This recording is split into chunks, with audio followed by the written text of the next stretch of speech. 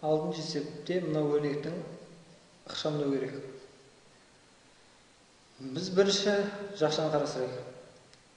X пен X қысқартамыз, 4 пен 2-ні қысқарамыз, астында 2 қалады.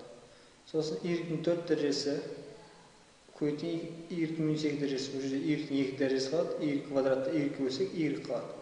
Сонда бізде Y бөлген 2-нің минус 1 дәрежесі. Бұл деген сөзіміз 2 бөлген Y.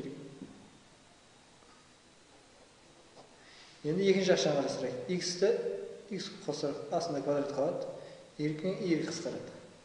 Бұл жерден 1 бөлген 2X квадрат шығады. Енді екеуін көбейтейік. 2 бөлген Y көбейтеміз. 1 бөлген 2X квадрат, 2 мен 2 қысқарады. Сонда бізде қалатыны 1 бөлген X квадрат Y. Есеп шықты.